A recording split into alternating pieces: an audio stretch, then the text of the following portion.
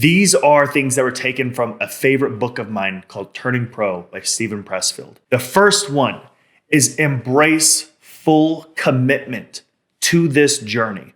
Once you have started the journey, you cannot stop it. For the next 8 to 16 months, your goal isn't just a part of your life. It is your life. Your goal is this career transition. And I think that now you're starting to realize, oh, I get how this can cause an impact on my life. I now understand why I'm going to have to put people in the back seat, why people may want to stop talking to me.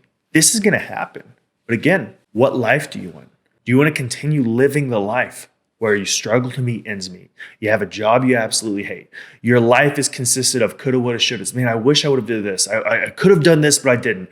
I should have done this. If you want to live that life looking over your shoulder, don't move any further, right? This is dedicated for those that do not want that life. They want a life of meaning and purpose and challenge and achievement. That's what this provides you and guarantees you. Number 2 is prioritizing relentlessly.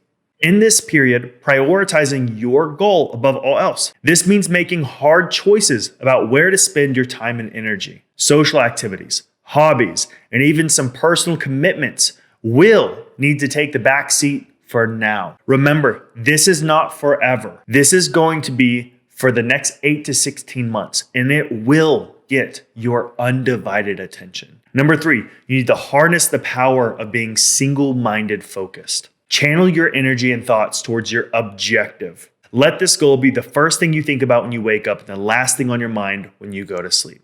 This level of focus is going to drive you forward, and it's going to turn those obstacles into achievements. If you show this kind of obsessive mentality, which is not fun, it's not popular in today's era.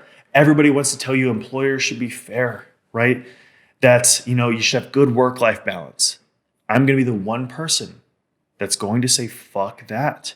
You're not entitled. When you come from low income areas, low status areas, you don't have time to worry about work-life balance. Anybody telling you that is feeding you a lie, and it's going to keep you far behind. And I get tons of negative comments when I make statements like this. But unfortunately, the negative statements are coming from one of two people.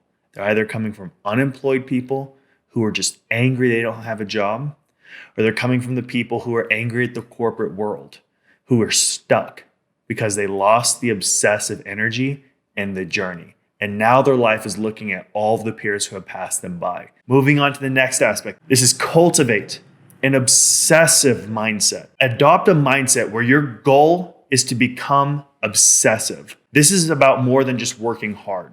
This is about living and breathing your ambition. Your project isn't just a task, it's part of your identity for these months. If you don't have obsession, you will not be able to outlast, you will not be able to outlearn, and ultimately be able to outwork everybody else. If you do not have that obsession, that obsessive mindset, you're just gonna fall behind. Number 5. Temporary sacrifice for long-term gain. Understand that this period of imbalance is the key factor there, is temporary but necessary.